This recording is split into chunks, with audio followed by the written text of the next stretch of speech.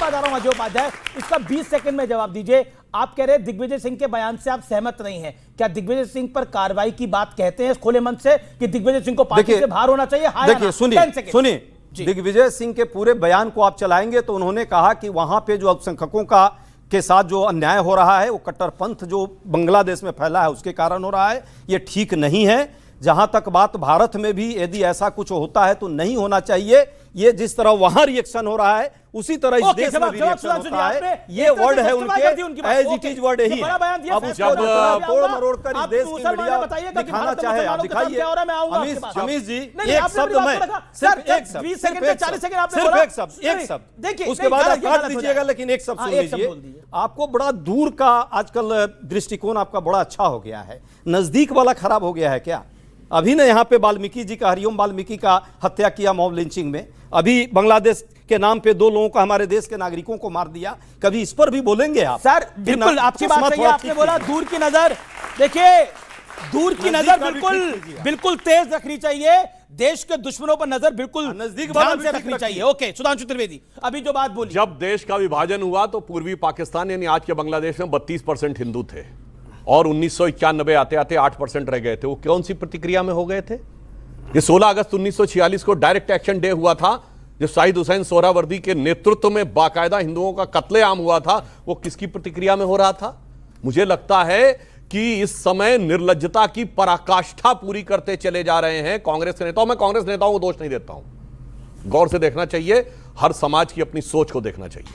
Muslims की सोच को देखिए, 71 में पाकिस्तान ने इसी बांग्लादेश को सत्ता नहीं दी, उसने कहा यार हम बंगालियों को सत्ता कैसे दे देंगे। अवामी लीग की सबसे बड़ी मेजॉरिटी आ गई थी 71 के चुनाव में। उसके बाद जनरल टिक्का खान को बूचर ऑफ बांग्लादेश कहा गया, मगर वो भूल गए 55 साल में। आज जमाते इस्लामी मिलकर एक हो गई इस्लाम के नाम पे। यहां मनगढ़ंत इतिहास के नाम के ऊपर हजारों साल, 500 साल पहले ये हुआ, फलाना हुआ, ढिमाका हुआ, लड़ाते रहते हैं। एक देखिए यूनिटी एक कम्युनिटी की क्या होती है। वो हिजबुल्लाह से भी कंसर्न है, वो हमास से भी कंसर्न है, वो गाजा से भी कंसर्न है, वो फिलिस्तीन से भी कंसर्न है। और जो उपाध्याय जी ने कहा बिल्कुल भारत सरकार का वही स्टैंड है। मगर कांग्रेस पार्टी ने क्यों पारित किया? किसी अन्य ने इंटरनेशनल कॉन्फ्लिक्ट पे पारित किया क्या? क्या चाइना और ताइवान पे किया? क्या कंबोडिया और थाईलैंड के विवाद के ऊपर किया? क्या रशिया और चेचनिया के ऊपर किया? किसी पे नहीं किया। इसलिए मैं कहना चाहता हूं, और हिंदू ऐसा है कहते कोई फर्क नहीं, हमारे शहर के दूसरे इलाके में भी हो रहा तो क्या फर्क पड़ता है, बंगाल में हो रहा है तो क्या फर्क पड़ता है, मुर्शिदाबाद में हो रहा है तो कलकत्ता में क्या फर्क पड़ता है। यह दोनों का अंतर है जिसकी वजह से नेताओं की लपलपाती हुई नजर उस वोट बैंक पे पड़ती है जो ठोस है, 20% ठोस है, 80 पे जात की चोट। ओके, 80 पर जात की चोट है। राजकुमार भाटी, क्या खेल यही है 20 को एकजुट रखना है, 80 पर चोट पहुंचानी है, जो योगी आदित्यनाथ की भाषा में 80-20। और योगी आदित्यनाथ तो यह भी कहते हैं बटोंगे तो कटोंगे।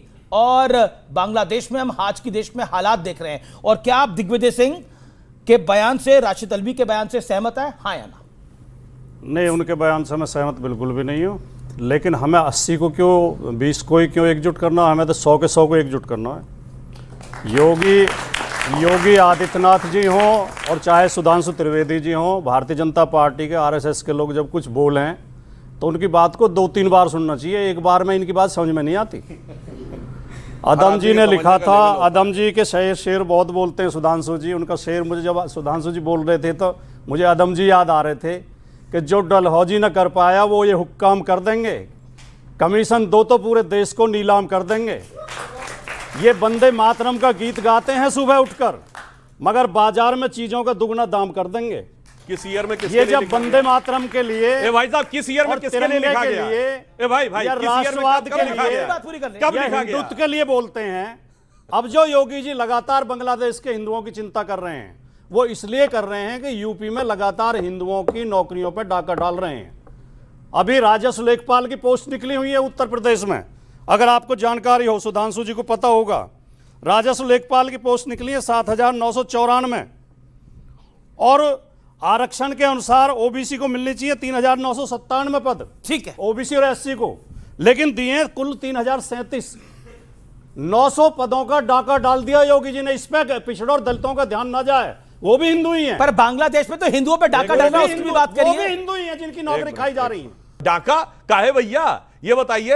अलीगढ़ मुस्लिम यूनिवर्सिटी मुस्लिम हो गई, SC ST OBC का आरक्षण साफ। जामिया मिलिया इस्लामिया मुस्लिम यूनिवर्सिटी हो गई, SC ST OBC का आरक्षण साफ। कश्मीर मुस्लिम स्टेट हो गई, SC ST OBC का आरक्षण साफ। और रही बात इनकी, एक लाइन ये भी कह दूं, इन्होंने आदम गोडवी की कही हुई पुरानी फिर भी सुना देता हूं। वैसे ये कांग्रेस के लिए लिखी गई थी, कांग्रेस के जमाने में, और वो समाजवादी थे। इनके लिए जो लिखी थी वो भी बता देना चाहता हूं। उन्होंने लिखा था कि काजू भुना है प्लेट में, विस्की गिलास में, उतरा है रामराज विधायक निवास में। अरे वो रामराज कांग्रेस के लिए लिखा था, उतरा है रामराज। अरे आगे की बात सुनिए तो, आगे की लाइन आपको पता है। उतरा है रामराज विधायक निवास में, और पक्के समाजवादी हैं तस्कर हो या डकैत, ये उन्होंने लिखा है। पक्के समाजवादी हैं तस्कर हो या डकैत, कितना असर है खादी के उजले लिबास में। ओके ओके ठीक है फैज खान, मुसलमान इस देश में प्रताड़ित है। मैं सवाल पूछता हूं आपसे बतौर मुसलमान। रब्बिशरहली सदरी व यस्सिरली अमरी वहलुल उक़दतम मिन लिसानी यफ़क़हू क़ौली। बिरादरान हिंद, अस्सलाम वालेकुम रहमतुल्लाहि व बरकातहू। जय हिंद, भारत माता की जय, वंदे मातरम। आदरणीय अमीश भाई, मुसलमान कितना सुरक्षित है भारतवर्ष में, इसका उदाहरण यह है कि एक मुसलमान मौलाना अपने आप को कहने वाला भारत देश में बहुसंख्यक हिंदुओं के देश में यह कह रहा है 8-10 हिंदू ही तो मरे हैं, क्या हुआ, यह जीनोसाइड थोड़ी है। और वो स्वतंत्र रूप से इस चैनल पर खड़ा हुआ है, हिंदू बैठे हुए और करोड़ों हिंदू देख रहे हैं। यह मुसलमान इतना सुरक्षित है, जब तक लाखों करोड़ों मरेंगे नहीं, जब तक बांग्लादेश की तरह सफाया नहीं हो जाएगा, पाकिस्तान अफगानिस्तान की तरह सफाया नहीं हो जाएगा, तो 8-10 ही तो मरे हैं।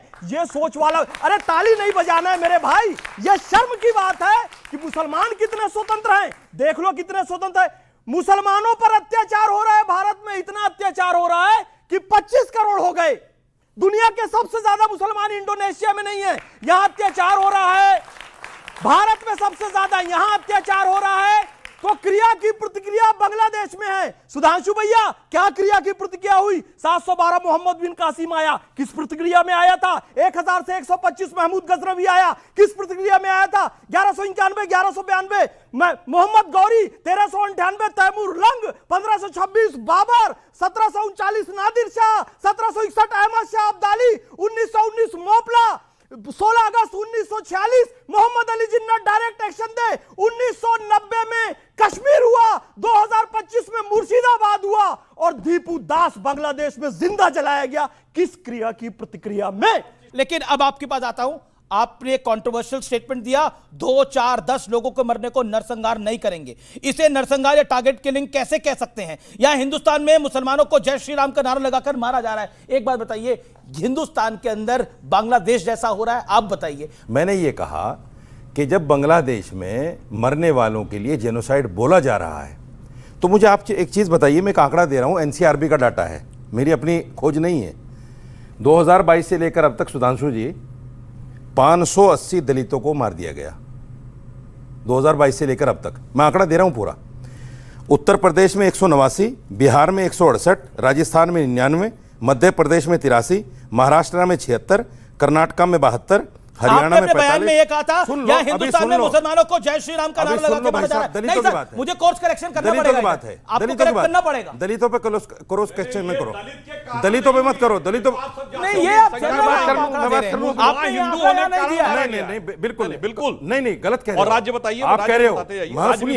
सुनिए, ओके 30 सेकंड। हरियाणा में 45, तमिलनाडु में 55, तेलंगाना में 31, केरला में 11 और उड़ीसा में 21। तमिलनाडु में 55। अरे सुन, वहां तो दलित समर्थक सरकार है। सुन लो भाई, तमिलनाडु में 55। जवाब दीजिए, मेरी बात पूरी हो जाए। सच बात को सुनना और गले से उतारना सच आपके मुंह से बहुत निकला मुश्किल है। इस्तकबाल करता मैं ये कहना चाहता हूं, और NCRB का ही डाटा है कि 52 लोग और मॉब लिंचिंग में मरे हैं, जिनमें 42 मुसलमान हैं। और इन मुसलमानों को दाढ़ी पकड़ के जय श्री राम के नारे लगवाए। ये लिखा है NCRB में? नहीं, बिल्कुल झूठ। मैं कह रहा हूं, झूठ बोल रहे हैं। मैं कह रहा हूं, आंकड़े के ऊपर मैं बोल रहा हूं कि मुसलमानों को दाढ़ी पकड़कर जय श्री राम के नारे, जय श्री राम बोल के मारा जा रहा है। ये अगर NCRB में लिखा है, दिखाइए। मैं लाइव इस टेस्ट को तैयार हूं, दिखाइए कहां लिखा है। दिखाना चाहिए, तो दिखाना चाहिए सर एक बार।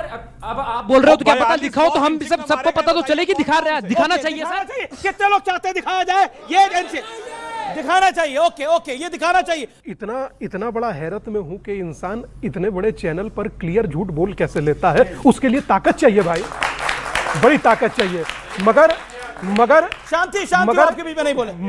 मगर इतना सताया हुआ है इस देश का मुस्लिम, जैसा कि भाई साहब ने कहा कि वो मुस्लिम इतना सताया हुआ है कि श्रद्धा के 35 टुकड़े कर दे रहा है। इतना सताया हुआ है कि मीम और भीम का डिस्काउंट तक बांग्लादेश में नहीं मिल रहा। मैं इतना सताया मान रहा हूं, जोगेंद्र नाथ की चिट्ठी अगर पढ़े तो प्राण त्याग दें यहीं। अगर मैं इतना सताया मान रहा हूं कि waiting for visa doctor B R Ambedkar की पुस्तक है जिसमें कुएं से पानी पी रहे थे तो पीने नहीं दिया मुसलमानों ने। इतना सताया हुआ इस देश का मुस्लिम। मगर मैं फिर उसके बाद हैरत में कह रहा हूं कि दीपू चंद्र दास, आपके लिए कह रहा हूं, मैं जाति नहीं बोलना चाहता, दलित ही था भाई साहब दलितों को टोंटी से और पानी पीने पे मारा रात है। में अमृत टोंटी से मंडल, पानी पीने पे। रात में, ये बैकडोर कमेंट्री बंद कीजिए दादा। रात में अमृत मंडल कौन था भाई? जाति आप खोजिए, आप लोग ना जाति का राजनीति करता है, मुझे नहीं करना। वो हो सकता है दलित तुम्हारे लिए, मगर मैं यकीन मानिए दीपू का दर्द दीपांकर को होगा।